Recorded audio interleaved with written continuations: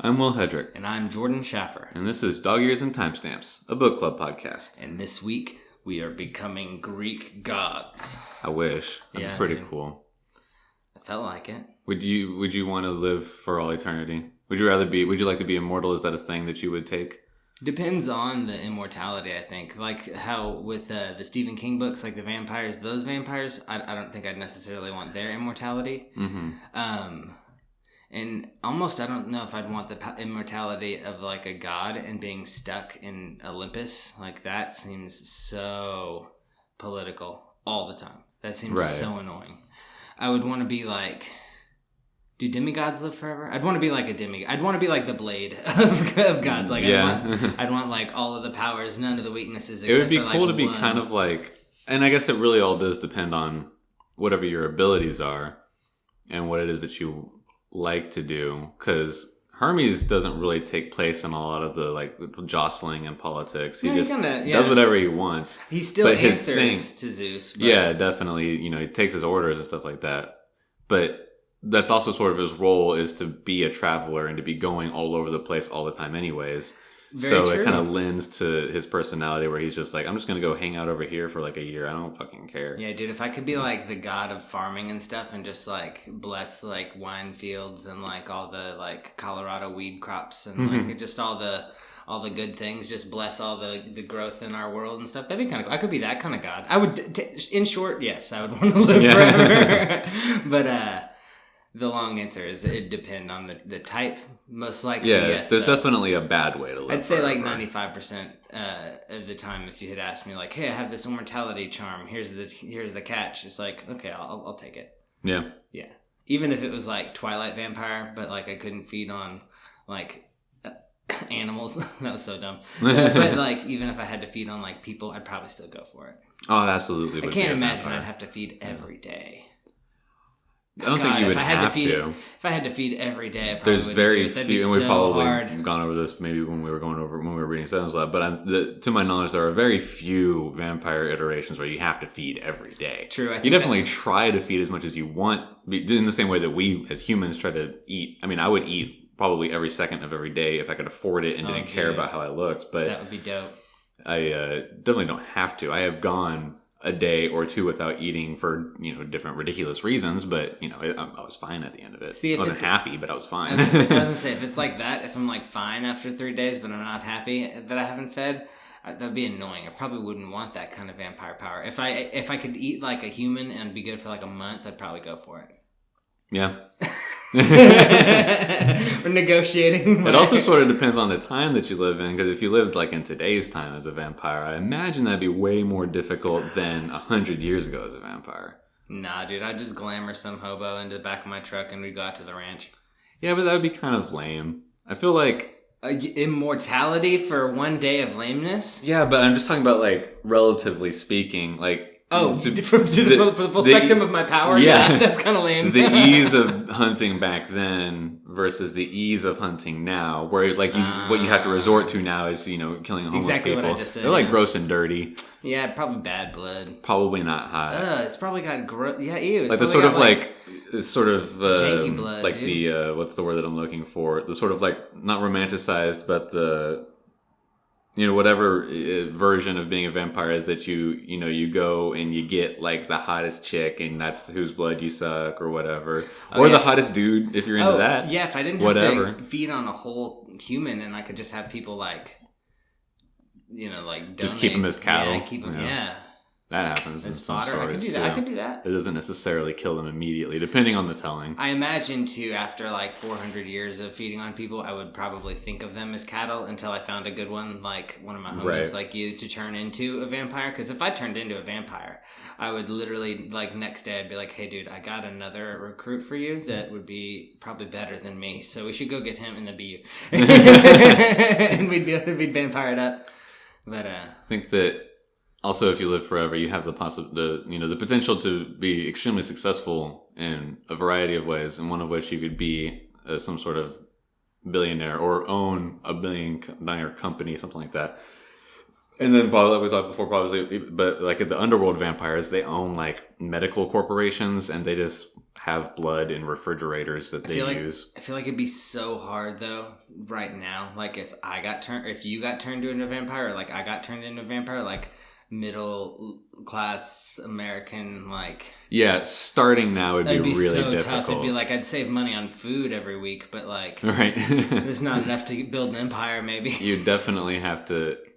But the thing with eternity is that you have eternity to do it. I'd be in no rush. You're right. You'd definitely be like probably impatient at times in the first 100 years. Oh, dude, I'd just go glamour some rich people for money. Dude, what am I thinking? I have powers. I can do powers. Dude, right. So yes, in short, yes, I would definitely go immortal. Cool. I think I would too. A lot of people say no, is why I asked. They haven't thought hard enough. Right. they probably believe in an afterlife, and that's, immortal. And if they don't, I think generally those that's are people. Immortal too. Yeah, they're usually people that have moral qualms that I don't.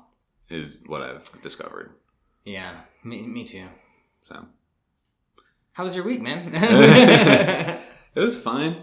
I had a 4-day weekend for some weird reason. For some reason, they just gave it to me, and I did next to nothing the whole time. So that was kind of nice. That sounds dope. Yeah. And next to nothing means like catching up on your shows. Yeah, I just watched a lot of anime. I played some games, and we had dinner on Saturday. That was awesome. I think I learned, though, unfortunately, that I'm allergic to thyme. Because I come over here every week, and I've never had an issue breathing. And after that steak, which was delicious, don't get me wrong, I was even thinking, like, I need to get some thyme so I can start cooking with that that for my steaks. Dude, my throat was just like I couldn't breathe. That was one of the. I mean, also I did doze off while I was sitting next to you playing Apex. Not because you're boring, but I'm just a sleepy boy. So I mean, I was dozing and then I couldn't like breathe super good. So like I kept waking up to like a weird gasp, and I was like, ugh. Like so, I decided it was time to take my leave. Yeah, so maybe I'm allergic to thyme. Maybe so. Great steak though. Yeah, and that's like Kenneth's go-to recipe. He's been working on for a long time. I guess really since he started like living by himself and cooking more and more by himself, and he was at the apartment down below in Cannon. And he does that really well. Yeah, dude. Everyone knows it was your birthday, right? We said that last week. It was last week. I think we recorded the day after. We might have been I think we recorded on the 12th. Yeah, my birthday was on the 11th. So double happy birthday, or one happy birthday if I didn't get you last week. I don't know why I winked at you. No one can see that. So everybody that's listening, thank you. if you're listening, I winked. Nice, 28 years old. It's awesome.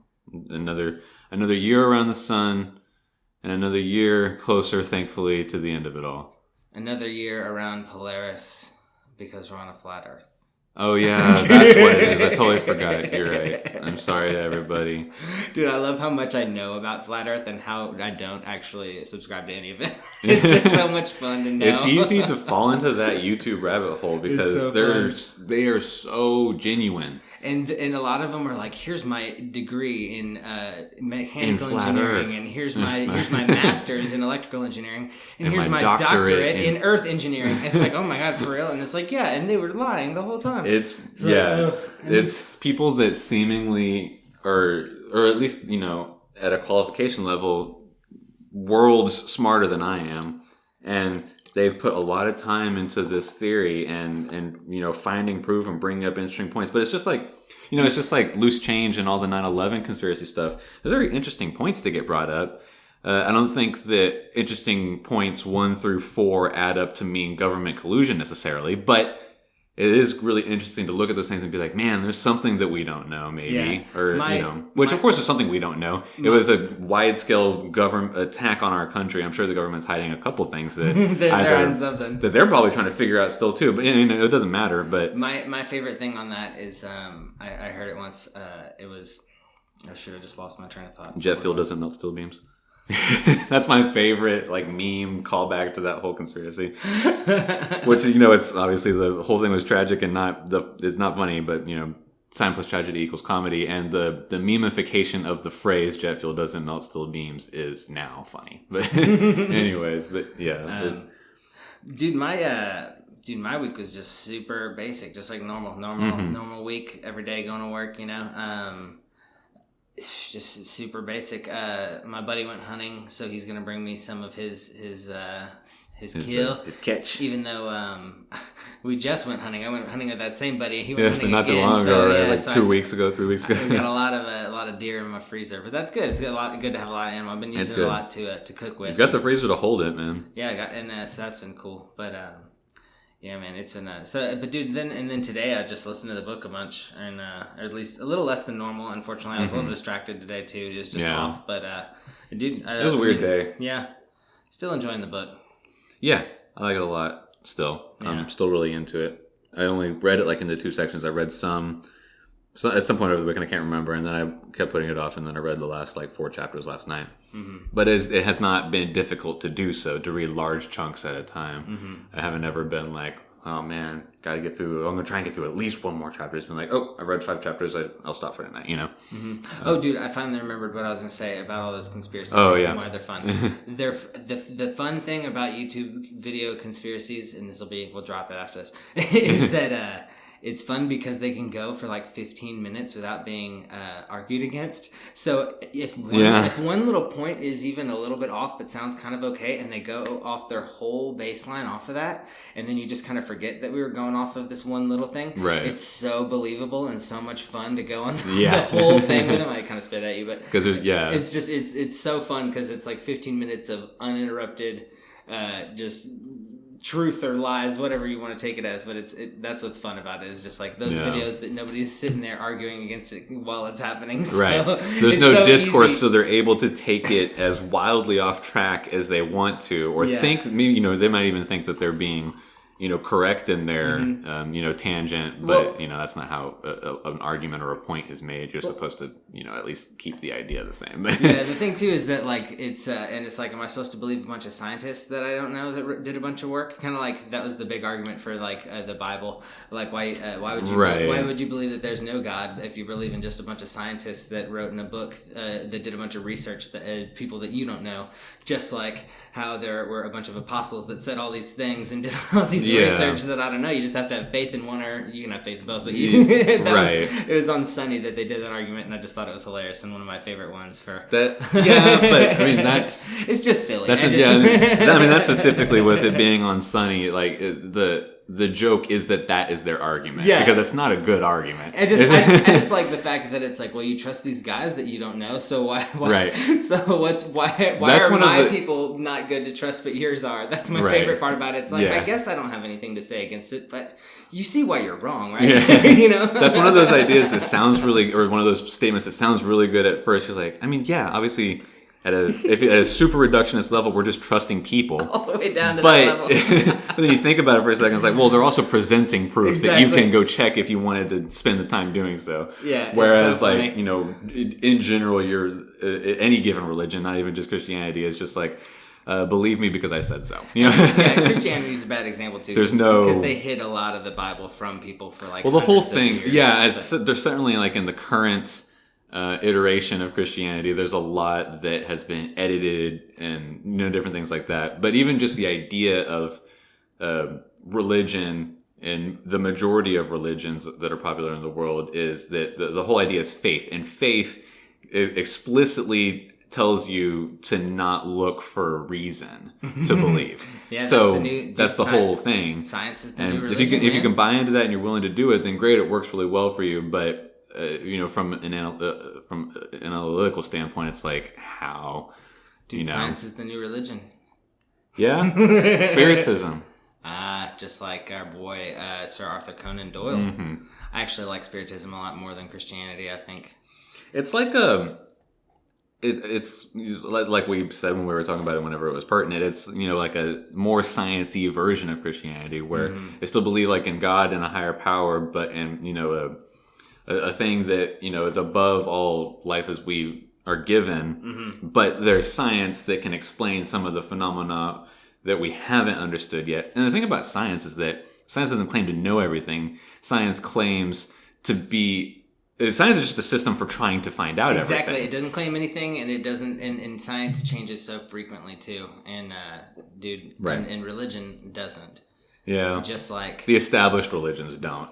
Religion itself could. but because established religions are a power, like every other organization and power that's in the world, secular or non-secular, they don't want to change because they want to keep the power that they have. But in any case, we're pretty far off track. Good segue, because we can talk about how the afterlife in our religions that we were just talking about.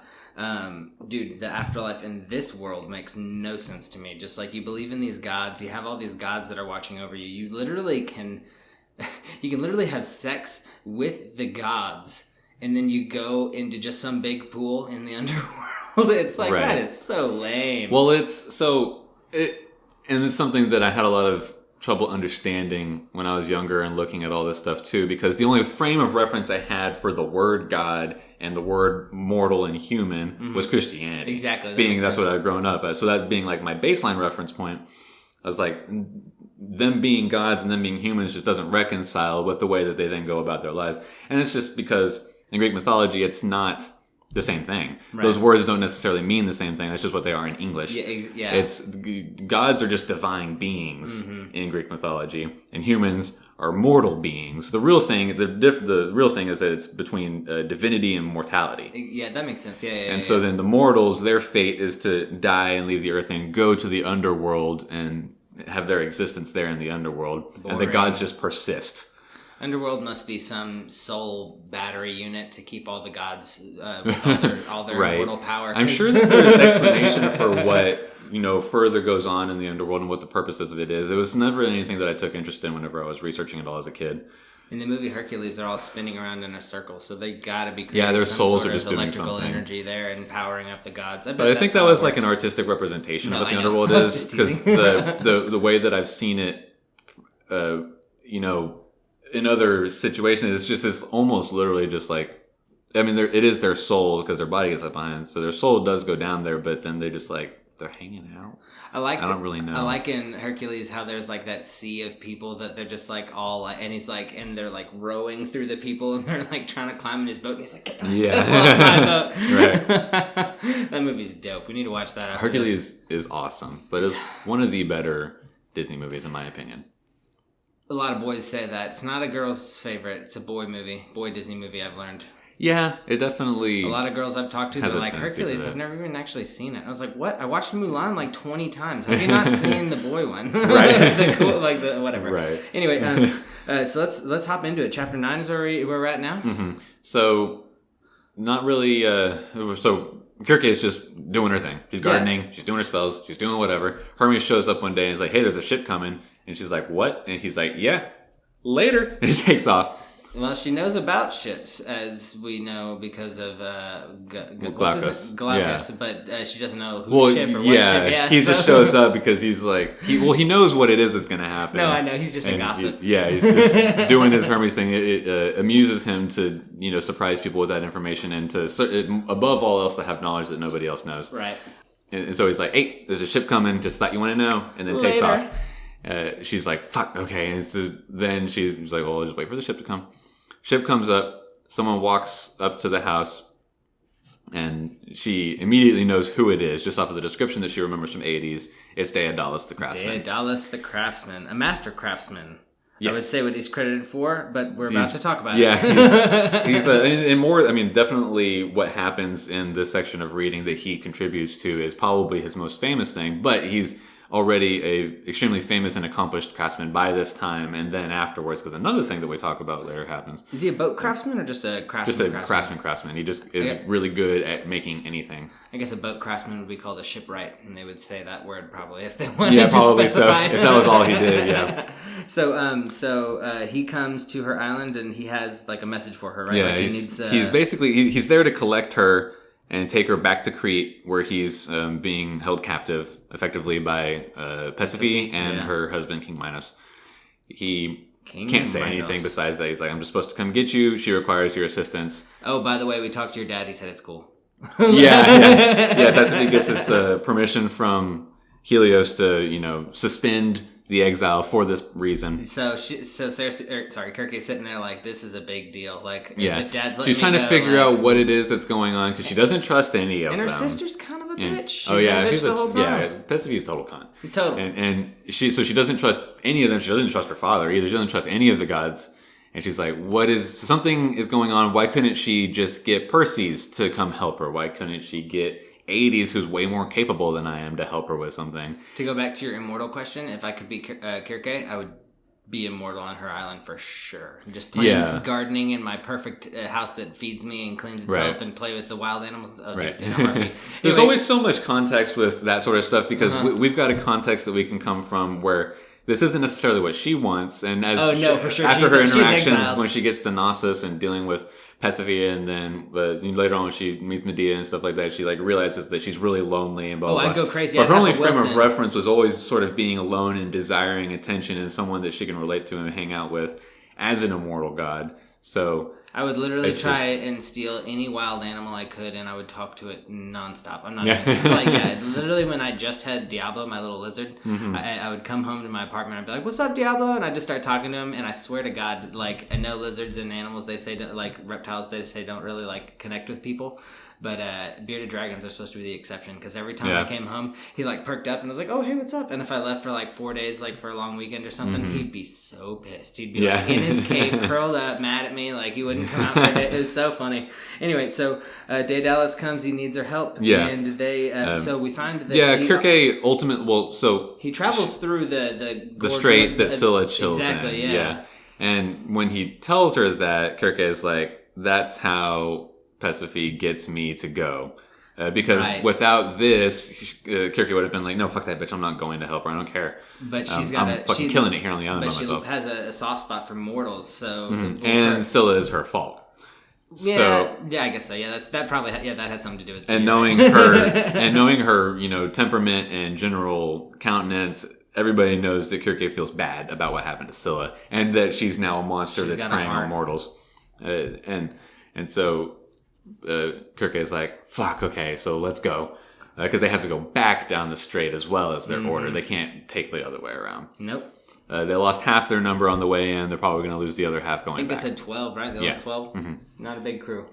And so they get ready and they go. And one night, the night before, the day that they would make it to the strait, they camp on some island and Circe goes and formulates a plan. She gathers some herbs to go do some stuff. And so they get to Scylla's hideout, and her plan is that she disguises herself as Perseus because she's hoping that Scylla remembers Perseus. Yeah, and she's also probably hoping like she's in monster form, probably didn't have the best eyes, probably doesn't remember 100% of her old life, is just like, I could probably pass off as Perseus. Yeah. And then she's also going to attempt to cure Scylla. And I thought that was a bluff, but go on. She tries to. Sure, yeah. She doesn't, I don't know how much faith she has in the idea, but she's like, "I gotta try. This is like the one chance that I get to try." And the irony behind that is her magic seems to be only faith-based, like her own faith, so if she doesn't have a lot of faith in it working, like, it's not gonna work. Right, maybe, potentially so. So she disguises herself as Perseus, they go in, and then she sees Scylla before, anything really happens. Scylla attacks, and then Circe calls out to her in Perseus' voice and is like, "Hey, blah, blah, remember me, we want to save you, blah, blah. We're working on a cure." And she's just trying to talk her into being distracted long enough so they can pass through. Mm-hmm. And then they get pretty far and before Scylla realizes what's happening and starts attacking. And then Circe throws her draught that she made down her throat and says the word of power. It doesn't seem to do anything, but they've already made it far enough that they can get by without getting attacked. Yeah, we're good. Yeah, we already made it by. So she realizes that she can't cure Scylla, but she was able to get them past, and that was probably the only time that she'll ever deal with it again. Silly Circe doesn't know that we've already read the Odyssey, so we know she doesn't. Right, yeah. But anyway, go on. Or shall we continue? Right. And so then they get to Knossos, the city that is the seat of Crete, the kingdom, and they immediately go and report to Pasiphae, who is pregnant. She's like grossly pregnant. Yeah. And after like the sort of introductions, and Pasiphae's like, "Oh, I fucking knew you were gonna try and cure Scylla. Isn't that fucking hilarious?" She's like cracking up and just being mean. And, Then they get down to business. What Pasiphae needs is she's pregnant, like we said, but she can't get the baby to birth. It's like way overdue at this point. And she's like huge and distended and gross. Yeah, she's like a bulldog. She's got to get it C-sected. Right. She's like, Daedalus, I need you to cut me, and then I need Circe to pull it out. So that ends up being what happens. That seems so bizarre to me. Like, she's a god. Couldn't she, like, just get him to slice her open? She could flip it out and then heal herself back up. Well, they experience pain. So I guess that true. level of pain is probably a lot. Yeah. So that's what they do while Circe is in there trying to pull it out. It bites her, and she's like, this is something else. Like, what the fuck is going on? Mm-hmm. I mean, it was already suspicious with the weird level of pregnancy. Yeah. And when it comes out, we find out that it's a Minotaur. This is the Minotaur of Crete from legend. The Minotaur. And of course, they haven't named it Minotaur yet because this is the first time something like this has existed, and really probably the only time. That's how Adam named stuff. When he saw stuff, he named it. So when it came out, I'm pretty sure they were like, "Oh, Minotaur." And so they're like, "What the fuck is this?" And they get the story out of Persephone. They were given a sacred bull from the gods, and she wanted to go check it out and see what was going on. And so Daedalus builds like a cow costume that she can go in, because every time she would try to get near it, it would run away or something like that. She can't just turn into a cow like her dad. But she's not a god. Well, she's a god, but she's not a god with a lot of power. She's You'd think they'd have that power. I don't think the nymphs have power to transform. But she puts on. So she bangs the bull is what ends up happening, and so that's why she's given birth to this beast. They immediately contain it because it's like a savage beast. It bites off like half of Circe's hand, and then Circe goes to some mountain kind of in the distance that she knows to be like holy or whatever, or have like a lot of power. And she first kind of realizes that she's got like foresight. She can make predictions, and this is like the first time she realizes she has her father's. She's like, I just never tried. I should try. Mm-hmm. I was always told that I couldn't do anything, so I believed it. I'm going to give this a shot. And she sees like the fate of the Minotaur, that it will be killed at some point. That it's going to take years to get there because it grows up. It's like in a full-grown body in the vision. And so she's like, okay, well, we can't kill it, but it does get killed, so we got to figure out a way to just contain it. Till then, she comes up with something. She goes back to report to the king and queen, Persephone and Minos, and they're like, Minos wants it dead. Kill it yourself, Minos. But then Circe says, nope, I've seen its fate. We can't kill it, but it does die later on. How defeating must that be? Like you see this prophecy, and it's like, okay, I see Godzilla's attacking Tokyo, but he's not going to be defeated until he gets all the way to Mexico. Right. So let's just wait until he gets to Mexico, but he'll destroy everything in the back. It's just like, it's cool to know he'll be gone, but it's got to be disappointing to be like, okay, well, there's nothing I can do, so I guess I better just let him wreak havoc. Yeah. And but the draught that she made is going to be able to pacify it for 3 seasons out of the year. That's good. But every harvest season, it's going to need to be fed. So Minos is like, fuck, okay, well, you and the craftsmen need to figure out a way to contain it. So then Circe goes and gives the news to Daedalus, and then administers the draught to the Minotaur. And the Daedalus is like, okay, well, if that's what we have to do, I'm going to build a dope-ass maze under the city and seal it off, and then we'll just have to figure out a way to feed it come harvest season. And so then... Master craftsman built a maze. I don't know how many people he had helping, but building a maze underground, like in a labyrinth, is so impressive. And that's just... Well, it becomes the labyrinth. I think this is the word that comes from. Oh, gotcha. I think this is where labyrinth originates, if I'm not mistaken. I could be wrong. No, that makes sense. But that's so such a daunting, all right, build a maze, and then Right. It's all he can think of to do to try and confuse the Minotaur and it not be able to break out, because it's all bedrock under the castle. They could probably cast spells on it to confuse him. Potentially so, yeah. I would think. I don't know. Go on. Sorry. I'm just being dumb. So then after that, Circe's got to hang around for a little while because they don't want to use a ship to send her until they're ready to send a ship for a different purpose as well. Get it like a 2-in-1. Mm-hmm. And while she's hanging out, there's one night she goes to see Persephone and kind of confronts her about the whole trip. She's like, you brought me out here just to ridicule me. You brought me out here because you knew that I would fix this Minotaur problem that you created. Because Persephone has felt like her influence is slipping because Perseus is out, raising the dead and being awesome somewhere else. Hades has got his own kingdom. He's, got pet dragons and stuff like that.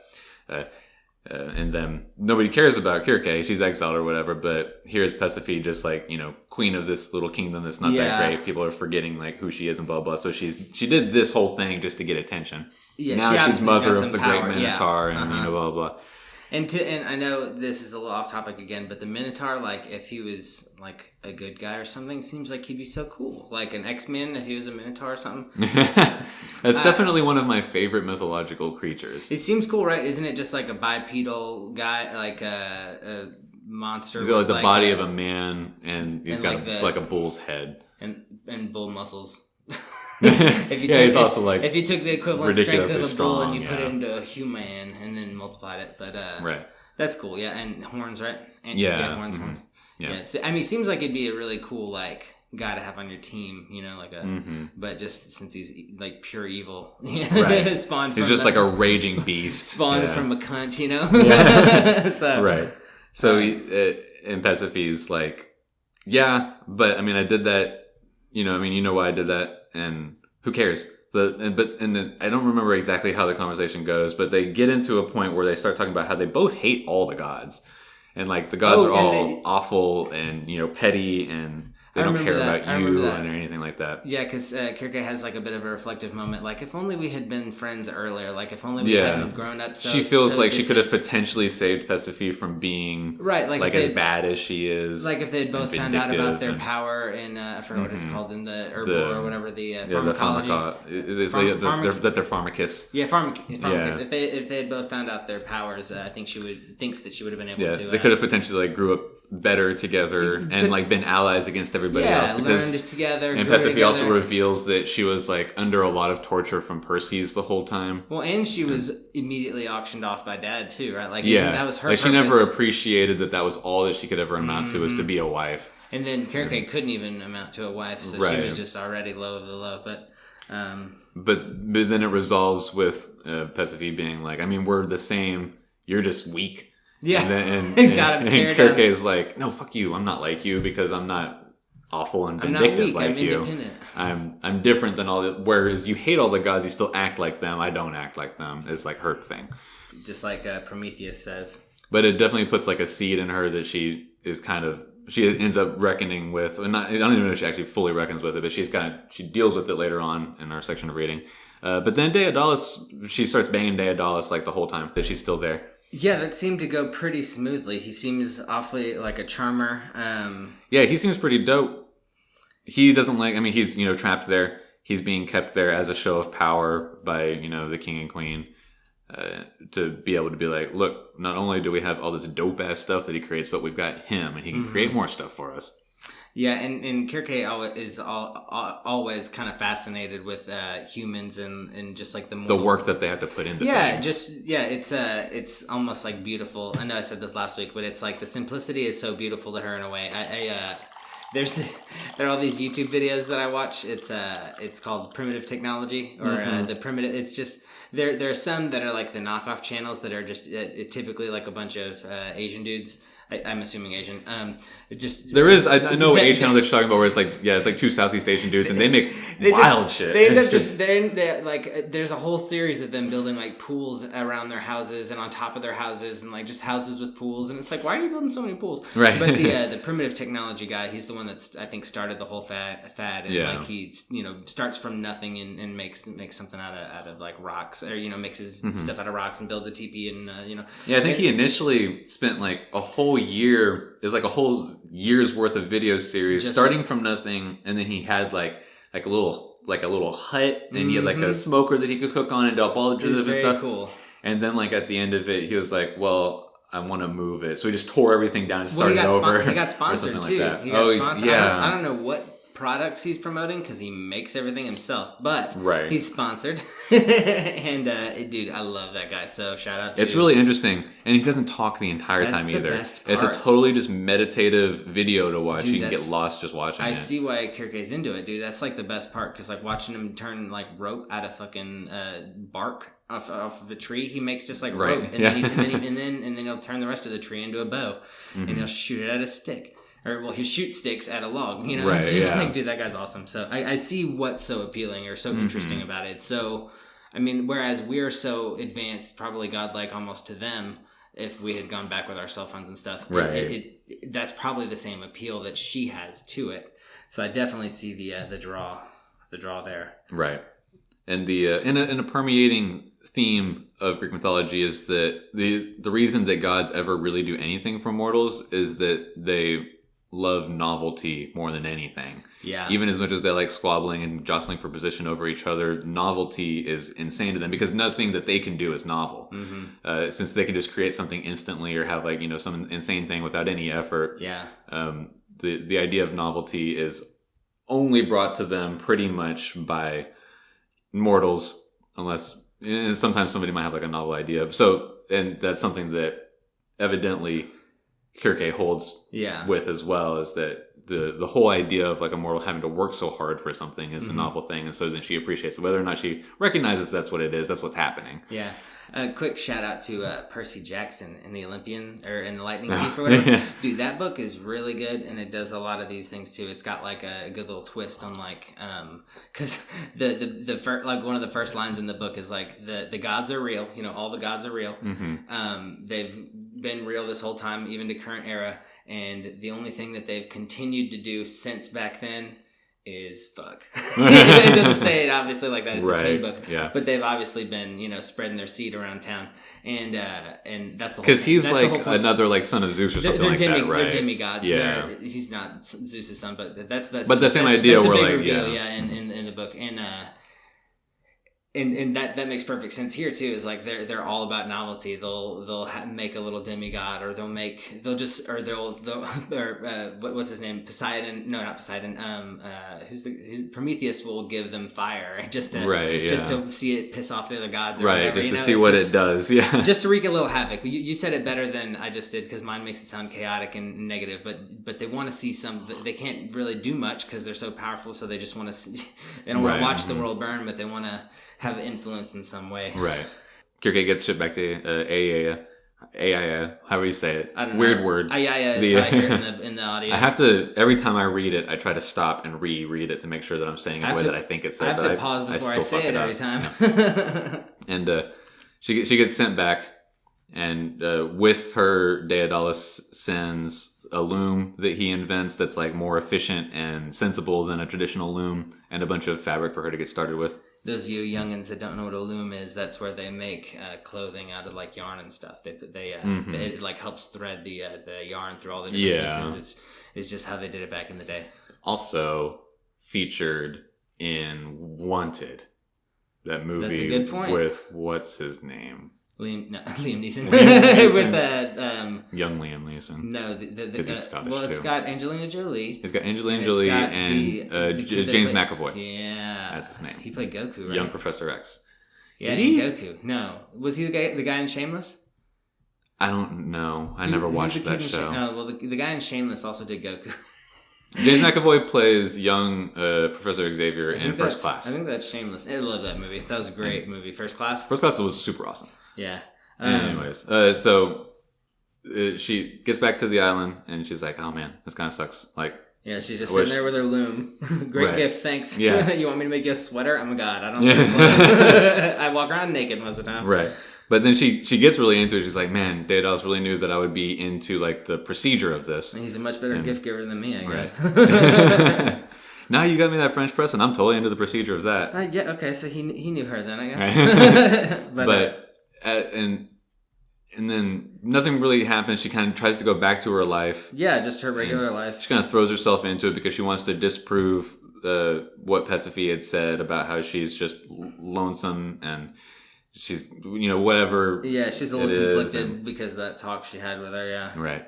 And then at some point, another ship shows up. Doesn't Hermes come?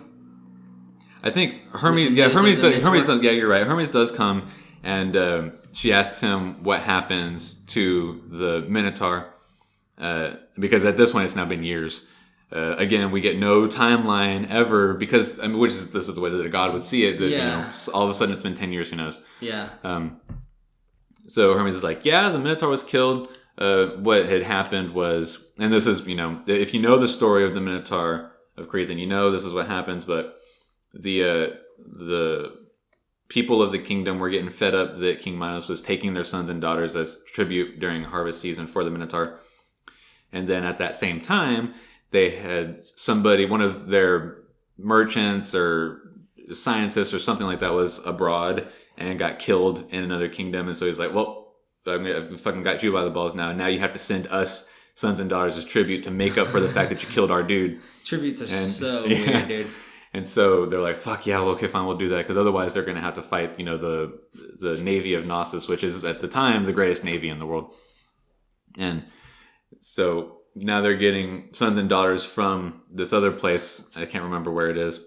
And one of them ends up being this kid who falls in love with one of the daughters of Pasiphae and Minos. And she falls in love with him. And she helps him out, gives him a sword, tells him all the things that Daedalus tells her about the Minotaur. He kills the Minotaur, and then they run away together. And then he gets guidance by one of the gods. I can't remember which one. But somebody sort of takes Hermes, right? I don't think it was Hermes. Oh, okay. But one of them takes favor with him, like, yeah, you're pretty dope, and it's cool that you killed that Minotaur.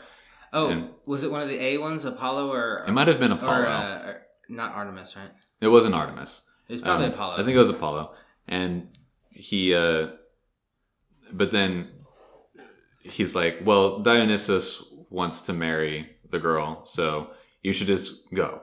And he's like, step off. Right. He's like, well, I mean, I'm not going to fucking fight Dionysus, a god. Dionysus being everybody's favorite god. Oh, yeah, he's the best one. He's my favorite part in Fantasia. Oh, when was he in that? There's a part where they go to Dionysus's sort of air place, and it's where all the wine rivers and fountains are flowing, and that you see the Pegasus for the first time, and there's a bunch of little I forget what they're called, but the goat men and stuff like that, and everybody's just partying and having a great time. Nowadays, I bet he probably has freaking 5G. He's got probably a freaking land room set up with Fortnite for all his friends, dude. Right. I bet, and tons of wine flowing through, dude. I bet he's got the most dope. He's got a sweet party pad for sure. Yeah, dude, he's got the. But he takes too long to show up to pick up the daughter. Well, yeah. And Artemis come on. Artemis beats him to it and kills her because Artemis is a dick. Well, never mind. I was gonna say, he's partying. How can you blame him? If that was the end result, he should have known better. Probably. Yeah, he should have shown up sooner. He's a god. He probably could have. But Artemis, she's just rude. She just does that sort of stuff. Even Kirke is like, why? And Hermes is like, I don't know. You know how Artemis is. She just does that shit. You know Artemis. She just, who knows why she does stuff. Oh, Artie. Right? And so that's the story of how all that panned out. Mm-hmm. And then also, I don't know if she gets this from Hermes or if she gets it later on, because sometimes she's just she just goes third person. The whole thing is third person because she's always saying, and then I did this, and then I did this. But every now and then she'll just be like, oh, also later on this sort of thing happened that I found out, but that's kind of besides the point. But this is one of those instances where she then talks about what happens to Daedalus. Daedalus builds wings in secret for him and his son Icarus, which was a name given to us while they were there, which was, and obviously if all these stories being very famous on their own, and then if you know enough of them, then you know what's going to happen. But you know that Daedalus' son is Icarus, and you know about Daedalus because of the labyrinth, and so all these stories connected. But obviously, whenever if you were going into this book blind about everything, yeah, I'm blind, and just hearing about Icarus flying too close to the sun, that being a saying. All I know is Icarus is in Super Smash. Yes. That's also true. He is also the character of his own game series for Nintendo. Icarus is the one that flew too close to the sun? Yes. It wasn't. Yeah. For some reason, I was thinking Hermes, but that didn't make sense because he can fly already. So. Right. Yeah. Yeah, okay. But yeah, that's that saying, is to fly too close to the sun. Yeah. And so whenever there's like, yeah, this is my son Icarus, if you had only like passing knowledge of different things, you'd be like, I know what happens to that kid. But in any case, so Icarus. He makes the wings and they escape from Crete and wanting to head towards Egypt because that's where Daedalus wants to go because that's like where all the inventions are happening at this time. And in his joy of being able to fly and kind of tasting freedom for the first time in his life, Icarus is like flying higher and higher and higher, and Daedalus is like, "Don't do it, blah blah." Yeah, the wings are they're made of wax feathers. I don't know if we said that. Well, they're regular feathers. Well, this says wax feathers. Yeah, no, wax holding the feathers melted. I lied to you. You're 1,000% right. It's like on a structure where the wax holds the feathers in place. Yeah, you're right. And then the wax melts, and so he loses all his feathers. He falls into the ocean and dies. Poor guy. And then Daedalus dies not too long after. He gets to Egypt, but he dies, I think probably only like, I don't know how many years after, but Kirke says not very long after. So that's how we get, in passing, the story of the Minotaur and the story of Icarus. Quick, fun little tellings of those. That was cool. Right. And that's how a lot of these stories are being told because this is from the perspective of a god. Yeah. Those stories would only be in passing from the perspective of a god. And that's the fun part about Kirke being banished to an island. We're only kind of getting gossip from a few guys and a few people. Sometimes they're mortal. Sometimes it's Hermes. Sometimes right. No messages in bottles yet, but there's prophecy that we're waiting on still, and it's just it's kind of fun that she's on her own island, and that's how we're getting the story because we're not like hanging out with Zeus and getting an omnipotent view of all the omnipotent gods. Yeah. we're just one. It's a really interesting perspective. I like it, yeah. And so then after that, at some point, another ship shows up, and it's some people that look like they are really awesome and look like they've seen a lot of adventure and they can handle a lot of things. Sounds like a good group to me so far. And and a couple of people come off the ship, one who is evidently the leader of these men, and then a lady who is presumptively his wife. Is his name Jason? His name is Jason. Prince of Argos. Iolcos? I think that's the city, but they come from Argos? I can't remember. 80s? I don't know. I'm reading this Wikipedia. Well, they have to. Okay, so yeah. Well, I mean, we'll talk about what they have to do. Sorry. The whole thing is that he is the son of a deposed king in his kingdom. His uncle is king. Right. And now that he's of age, he's supposed to assume the throne. But his uncle is like, nah. If you want the throne, you got to prove that you're worthy of it. Too late. Go steal the golden fleece from Aedes, the sorcerer god. And what does the golden fleece do? I forgot. I think it's just a show of power. Aedes just created it because it would be like the dopest, most gaudy, flamboyant show of wealth and power. And fleece is that like a coat or a sweater? Or it's like a fleece is like a long, it'd be like a blanket? Yeah. It's a long thing of fabric, and it could, I guess you could probably use it for different things, but... What do people typically do with fleece? I wear fleece sweaters. Do you wear fleece? Is that the point you wear it and you show it off as gaudy and stuff like that? I guess so. Certainly back then, because it would have been something that was expensive to create, even like a regular quality one, not a golden one. Well, yeah, I mean, and then it being golden is it's like the ultimate show of power. Especially if it moved like fleece, but it was gold, that'd be insane. Anyway, go on. Sorry, he has to go get the golden. Yeah, so that's his task: is to go steal that from Aedes. And then he can be king. Aedes, don't forget, is Kirke's brother. The one that we like. We like him, yeah. He's Up until about now. Well. So Jason goes to steal it. Aedes is like, well, not to steal it, but to get it from him is what he's going to try and do. He's like, I'm not going to fight a god. I love how boring Jason's name is. Right, I know. Yeah. And he gets there and he's like, hey, I want this fleece. What can I do for you to give it to me? This is how I gain my kingdom. And Aedes is like, well, do this task to show that you're worthy of, taking the fleece from me. But it's an impossible task. He's supposed to plow this field in the winter or something like that. I can't remember, whatever it is. The seeds that he gives to sow are will pop up as skeletons that attack him and stuff like that. So he's got to stop and do that. He's supposed to do it in a certain amount of time. I think is what it is, like a day or something. That seems ridiculous. If anything, you'd think Aedes would just be like, all right, you can. I'll give you the fleece, but you literally have to show 1,000% devotion to me, and I own your Right. town. But I mean, yeah, you can. And as we are finding out now, he's just a dick. Yeah, he's just gonna get it. He just wants to make like an impossible task so that he can just watch him die and laugh about it. Yeah, probably he's gonna get that town later anyway. He's right. Yeah, like potentially so. Evil, if that's his design, I think his design is just to have his own place where he can do his like magic and just make like whatever madness he can think of. True. I think he's like self-obsessed. Dr. Evil. Right. And but his daughter sort of takes pity on Jason and is like, I'm going to help him because my father's a dick. And she doesn't like him either. And so helps him out and blah, blah, blah, and they have to run. This is all stuff that we find out after what they're there for on Kirke's Island is they're there seeking catharsis, which is an ancient rite where a god or a goddess will absolve somebody of whatever it is that they did. They're not allowed to ask what it was. They just make the decision whether or not they want to give it to them. And it lifts whatever evil from them that they committed if it was really bad. Confessing your sins, basically, right? Well, they don't have to confess. Well, yeah. Just a freebie without confession. It's supposed to be more or less the same effect, you know. Yeah.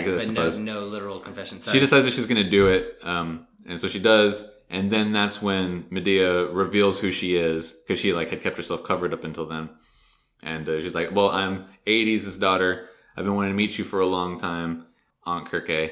And then tells her everything that happened. And as they were fleeing Aedes is chasing, and Medea's like, tells Jason, kill my brother. And then he kills her brother. She cuts him up into pieces and throws him into the ocean because she knows that Aedes has to stop, get him, and give him a proper burial. So it'll slow him down long enough for them to get away. God. And that's the evil that they committed that they go to be absolved for. Kirke is like, I would not have fucking done it if you had told me that ahead of time. Forget the fact that it's evil.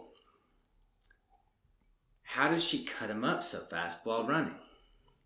Well, they're not running. They're on a ship. Oh, that's easier. Okay. Yeah. In my head, it was like Walking Dead. They're running from zombies, and when Shane shoots that fat guy, yeah, so right. No, yeah, they're on a ship. Get these meds to Carl. Die, fatty. Right. That's what I was imagining. But you're right. There's a ship. I'm sorry. And then Medea's like, "Fuck you! Like you don't know anything about how my father actually is. Like he was evil. We had no choice but to escape. My brother gave himself up willingly for this to happen. Blah blah blah." And, yeah, he did. Totally. And she's still like, and Kirke's still like, no, that's still fucked up. Like, lies. And Aedes isn't like that. And blah, blah, blah. And then she's like, whatever, you obviously don't know anything. You won't believe what I have to tell you. And they leave. And then Aedes shows up a little while later. And is like, my daughter was here. Where is she? And Kirke goes, tells him what happened, that she gave him, catharsis, and that they left. And he's like, you fucking let her leave. You were duty bound to hold her here. She's a criminal, blah, blah. Since when do I have rules? Yeah. I'm in jail. Right. And as they're like, shouting at each other from the water, Kirke sees all his oarsmen and that they're just like dead inside, because what he does is he just like takes all control of his subjects and just makes them just like husks, basically. She's like, God, he's not who I thought he was. Like Aedes, right? Yeah, Aedes. Yeah, she just realizes that Aedes is lost to her, and that he's no longer the person that he or she once thought that he was. And so then he leaves. And that's I think the last time that she sees him. The last time we know of that she sees him. I think she says it's the last time that she sees him. Oh. Is why I say that. Well, she can meet him tomorrow. Gods live forever. Well, tomorrow, yeah, tomorrow from the perspective of the book being written, if it's being written by her.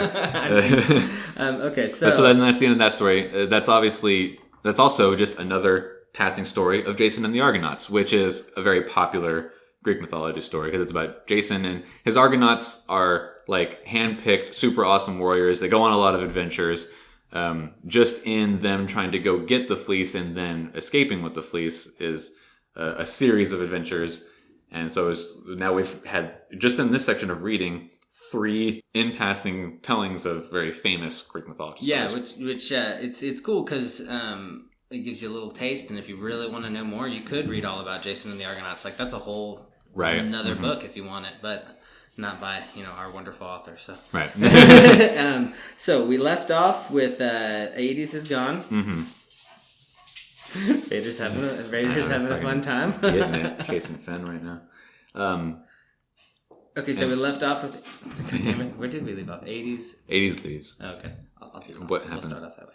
Yeah, what happens next? All right, so we left off with 80s leaving, and I believe at the next point is when this nymph shows up on our island. Just like this one random nymph kind of shows up. I don't think anything happened. I think she just kind of showed up because she knew like probably nothing's gonna happen to me like on this island. They knew about Kirke's island. No, she was sent there by her father. I thought that was the next one. I thought the first one got sent there, or she landed there because she thought she could hide. Kirke was a little annoyed, but was like, if you just stay on that side, I'll be fine. And then whenever the word got out that nymphs could go there as like a retreat, that's when they get sent there as punishment by their fathers. Well, see, so I don't know, I guess how I heard it that in the way that I was talking, but for some reason in my head, the first one was, like I just said, it was like she stumbled upon it because she thought like it's safe here. Because no one's coming to Kirke's Island. And then after the word got out that nymphs could go there, then it kind of became a punishment island where everyone just sort of banished their kids. I mean, you've got the right idea. You just have it from a nice perspective. Right. She's in like a bit of a funk because now she's had Persephone call her out on her shit and Medea calls her out on her shit. They suck though. And she's like, like they're right. Like I'm just like a lonely old like witch, and I'm just here in exile, and I'm never gonna leave this island, and all of this sucks and is awful. She's the crazy cat lady of the gods, right? Yeah. and she is woken by a nymph that just shows up one day. Okay, that's how I got. I thought it was just okay. Is told by the nymph that she was sent there by her father because she fell in love with a mortal and ran away from her proposed husband, and so she's there to do like a year's sentence under this exiled goddess. It is Banishment Island, so. And Kirke is like, why me? Like, why does it matter that you have to come here to me? And she's like, well, you're a daughter of Helios. And Kirke had forgotten about all the jostling for position, and she's the daughter nymph of a lesser river god. And so, but whereas she is the daughter of the sun. And so, like, even she's exiled, which brings her down into a bit of a status where now this lesser river god can sort of reach up and like use her as a power ploy. Yeah. And so she's like, well, I'm gonna send my daughter there. She can go get straightened out under the tutelage of this person who's above us in status, and then that'll hopefully elevate us in status as well. Silly idea though, because she's the reject. So it's like, but I mean, but she's still by blood better than everybody his level. That's like sending Sam to go hang out with Jon, in Game of Thrones. It's like, yeah, Jon was raised by the Starks and he's a bastard. Right. I get it. No, but the bastard of a greater house. No, I know. I get it. I'm just being silly, I guess. But but then she immediately is like, just like shitty. He's like, well, I'm not going to do anything. And then Kirke is like, all right, so this is actually how it's going to be. You fucking leave me alone, and you take care of your shit, or I'm going to turn you into a worm and throw you in the ocean. Did you see that episode of South Park with Cartman Land? Where he gets his own theme park? That's what it made me think of. He's just like, all right, you can come into the theme park because I have to pay a security guard, but don't get on any rides that I'm on. I don't want to see you. Right. She's basically just like, okay, Dad said you're stuck here. I can't go anywhere. Just stay on your side of the island. Right. That's basically what happens. Yeah. And then, so that straightens out that nymph, and then whenever she leaves, she comes back like straightened out and like obedient. And so then that's when all the gods start talking like, hey, send your nymph daughters that are troublesome there because fucking Kirke straightened mine out. Kirke straightens them out. And so that's when they start like coming like 2 at a time, 3 at a time, 1 at a time for random periods of time, as punishment. It seems super annoying to her at first, but I think almost she kind of just like gives and she's like, well, what can I do? And I think honestly the nymphs start to almost follow her. Not necessarily like they're her followers, but like I think that they're almost like they're almost like neighbors. They're neighborly. Like I feel like if they live in the same house. They're in with all the sort of like dark rumor and aura around her. They're obedient and they avoid her. Maybe that's what it is. I thought for some reason one of them helped her out just because like one of them gave her like info. Like one of them was her little spiders. Like then got like some info and told her the well, they go there and they recognize that they're under her and that she will potentially turn them into something awful if they don't obey. And she loves gossip, so you just trade gossip. I guess so that makes sense. Okay, it's all coming together now. I'm starting to learn in the mind of a god. And so that's how all the nymphs start coming to be. And then at some point, another ship shows up, and a crew of men come to the house, and she's all eager to, give them shelter and feed them and blah, blah, blah, because she's, more or less in love with mortals. Yeah. But it doesn't go well, and the captain rapes her. And even though she knew that potentially something could happen and she drugged all of them, she wasn't able to get the spell out in time because she was still like, they wouldn't actually do anything bad. I don't want to say naive, but she was still. And then whenever the captain rapes her, he grabs her by the throat so she can't get the word of power out. But then in between him finishing and whoever's gonna come up next, she gathers her breath enough to say the word, and they all like explode or something like that. The description is really like gruesome and but at the same time not descriptive enough to know exactly what happens. It talks about how like they start like turning inside out and like they're like protruding and they're all screaming and there's blood everywhere. So she kills them all is what happens. She nasty, but she didn't have to clean it up. Her house cleans itself, so I would. It says that she cleans it. Why? Her house cleans itself. There's not a single bit of dust anywhere. I don't think that the spell was written in anticipation of her having it soaked in blood. If I was gonna make a spell to clean the house, I would just have it cover everything. Just make you clean all the messes in here. No. Maybe. I'm just dumb. But so that pisses her off, and that happens, and from then on out, suddenly the trade winds change, or a new city comes up, and so her island is now along the trade route, or there's more pirates or something. But ships are coming up all the fucking time relative to the past. 60 years where nothing ever came. Yeah, it seemed like the threat of Scylla being there would stop them if that's like one of the only routes there, but obviously there isn't. There's a new route. For whatever reason, there's a new route that brings people within shot of the island, and sometimes they stop by. Yeah, and probably word got out that you can stop by, so. Well, no one ever made it out of that island aside from Jason and Daedalus. Maybe that's how the word got out. No, you're right. You're right. Nobody got out. Nobody got out alive. And so, with what had happened the first time, she's now just killing them all or turning them into pigs pretty commonly outright. And I think she says a couple of times that a couple of them were like genuinely just lost dudes that didn't try to hurt them. And once in a while, one of them was like handsome enough that she would take them to bed and then send them on their way or whatever. That's nice. But the majority of the time, she killed them or turned them into pigs. Yeah, so I guess she's. It's weird to think that she's a good enough judge of character to pick out like the one or two good guys on the ship, and but couldn't tell that captain was like malicious and was like right about to do it. Right. I can kind of it makes sense to think that. I think that was like the last dying bit of her naivety. Right. Because even while it's happening, she's telling herself, it's going to happen. Why aren't you doing it? Right. Yeah, that's what I was about. But then at the same time, she was like, "But it wouldn't happen." Why would it happen? Yeah. She still had faith in. So that was like the last bit of her naivety towards humanity, I guess, or whatever.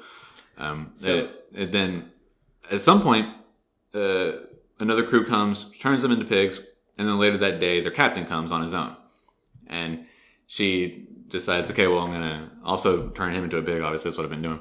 Yeah, it's her thing.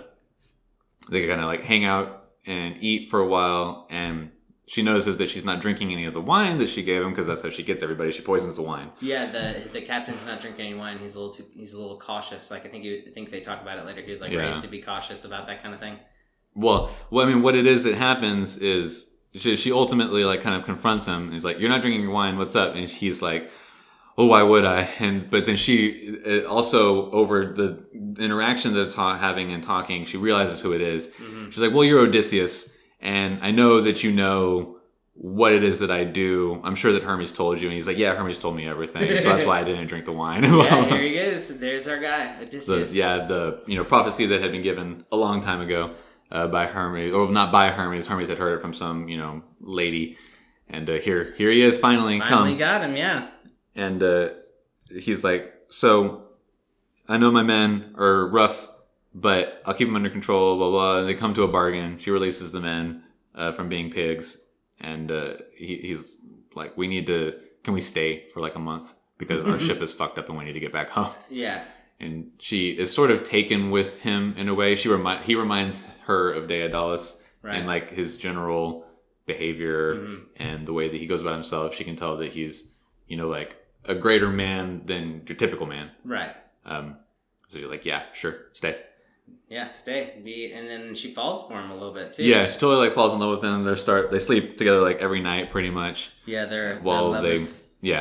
And the next like 2 chapters is just them hanging out. Well, not just hanging out. He's like trying to repair the ship.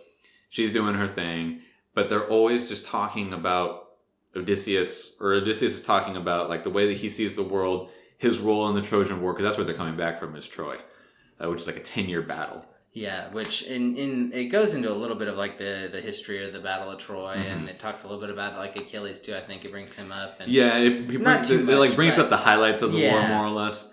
And things that we know, like how Achilles is really difficult as far as like from a logistical army standpoint, even though he's like obviously probably the greatest Greek hero of all time. Yeah. And then we hear about like Ajax and King Agamemnon and all the other people and blah blah blah. And we what we really get out of it is another passing Greek legend, and also that Odysseus is a leader of men more than that's how he's a Greek hero, because he holds everything together during the war at Troy. He's the one who came up with the idea for the Trojan horse. He's the one that was able to get Achilles to do anything. He was the leader of men that was needed and made like all the hard decisions that needed to be made and different things like that. Yeah, and definitely if he's gonna tell her about that, that's like all his that's his resume. Right? Is the Trojan horse and that So, I mean, they basically just like he stays there for like a year, right? Like just about. It was kind of vague, but I feel like it was almost a year. Because it only really describes like 2 or 3 seasons passing, but then at one point she says something like a year. Mm-hmm. So I wasn't 100% sure. But yeah. And then I believe at some point Apollo comes by and he gives Apollo just shows up and is like forces her to have a premonition. You will see the future. Right. And she's like, how dare you fucking force me to do that? That's an act of war. That would be kind of annoying. And she's like, that's a straight up act of war. Fucking Helios is now going to fight Olympus. And Apollo's like, I mean, it was his idea, so no. It was his idea, so nah. And it's a prophecy about Odysseus, and she's like, "Fuck, I don't want to fucking tell him." Odysseus because just out of spite for Apollo, she's like, "I'm not gonna fucking tell him. Fuck you for making me do that." Right. But then when Odysseus is like, "We need to leave," she then sort of like an immediate spite is like, well, you gotta do this first. This is the fucking fate that was shown to me by Apollo, so fuck you for leaving. And what it is that he's got to go meet some prophet in the houses of the dead and get some wisdom from him, which evidently is like a thing that sucks. Because he's like, fuck, I don't want to do that. She's like, yeah, that's going to be kind of hard. Yeah, dude, that sounds awful. It sounds like, hey, go to this haunted house and speak to the scariest person there. They're gonna be a bunch of ghosts, right? And he'll tell you what to do. It's like, ugh, no, that sounds awful. What it is it's like it's at the entrance to the underworld. It's some dude who's a prophet, and it's a guy that I'm not familiar with, so I don't know, what story may be revolved around him. But what seems to happen is you go there and you face all your dead, whether they're people that you killed or people that died around you. And then you gain some sort of wisdom from that, as well as a prophecy from the prophet. Right. So he's like, fuck, okay, well, obviously I have to do that if that's a fate that's been, designated for me as described by Apollo.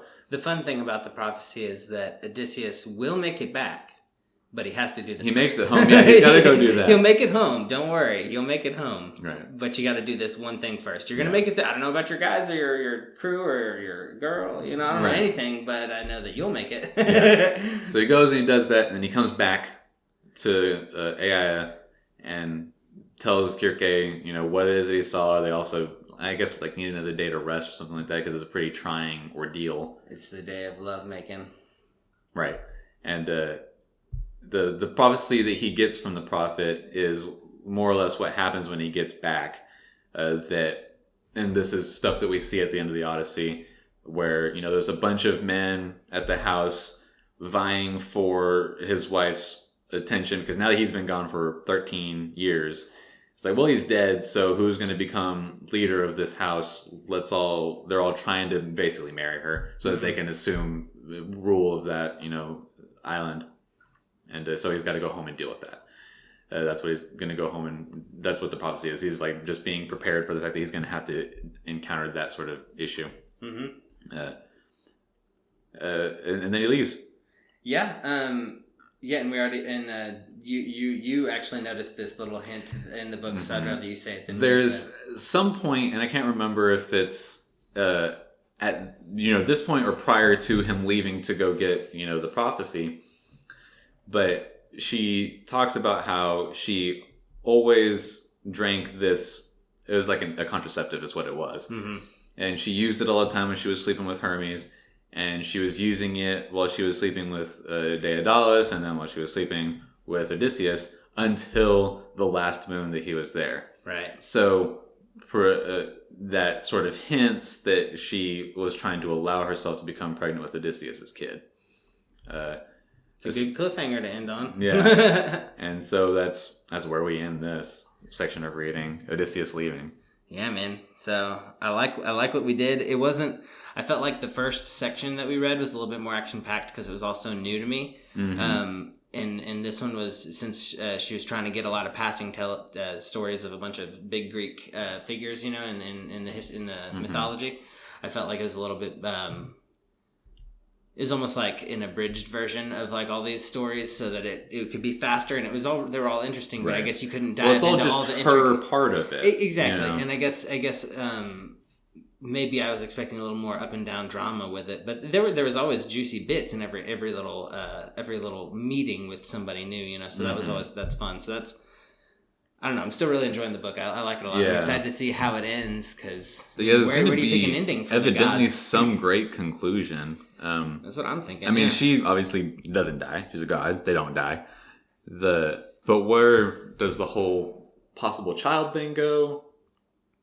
Does she have some sort of end game for trying to get off the island? Right. Does she meet anybody else? What else happens? Who knows? Yeah, we got several chapters left to figure it out. Where it continues to go. Yeah, I think there's like another 9 or 10 chapters. Yeah. Which is what we're going to read. We're just going to finish the book now. Finish the book. We're going to knock this out in 3 episodes. I think. And then we'll try to. We'll have a book ready to tell y'all that we're going to read next week. Yeah. I'm not really sure what we might do. Yeah, I kind of want to go through some of the ones we picked from last time, maybe, and then maybe one more. Top 2018 books again, like we did this time. This one was good and it was quick. So. Yeah, we were able to get through it pretty quickly. Yeah. I think that is definitely a benefit of it having actually been structured in a way that could be broken down for sections. That's so helpful. Chapters are great. More books should have chapters. We read 2 books right. in a row that didn't have chapters, really. It's super confusing. But whatever. Yeah, so chapter 18 to the end, right? Mm-hmm. And you guys know where to find us. Follow us on Instagram and Twitter, ears_stamps. Mm. And our Gmail is still dog ears and timestamps. Ampersand? No ampersand. No ampersand. All spelled out. So it's all spelled out. Dog ears and timestamps at gmail.com. And leave reviews on iTunes and other places that you get the podcast. Yeah, please leave reviews wherever you get your podcasts, and tell your friends. Please tell your friends about it. I'm thinking about making stickers. Ooh. And then, because, in Austin, there's stickers all over basically every light post. I'm thinking about, one, us just throwing stickers literally everywhere throughout the fucking city. And then, if you, the listener, would like to also be a modern day Banksy, he's not dead, you can ask us to send you stickers, and we will send you stickers. Yes, and you can put them all over your city, or hand them to your friends, or put them on your laptop, and then when you're at the coffee shop, people will be like, hey, what's that you have on your laptop? And then you tell them, and that's how the word spreads. Yeah, we'll get stickers going, and email us, and we'll send you some stickers. So that sounds like a great idea. I like that a lot. That's an idea that I have. That's I have other ideas too, but we're going to start there because that's cheap and easy. Yeah, we'll start with stickers, guys. So email us if you have any suggestions for the books that you want us to read. If you, I don't know, tell us how you feel about this one. Just whatever. Please be a part of it. I hope everybody's enjoying this book as much as I am. Yeah, I like it a lot. I'm really liking it. I think the best book that we've read so far was, obviously Salem's Lot, but I'm enjoying this one, I think, in a way that I couldn't have enjoyed Salem's Lot. Right. There was the ominous feeling of dread when you read Salem's Lot. Right. But it was so... it was, stressful at times. Yeah, but it was so immersive, This one, I feel like, is just as immersive, but there's no dread. So it's... Right. I definitely see why it made the top list, so... But anyway, yeah, guys, check us out.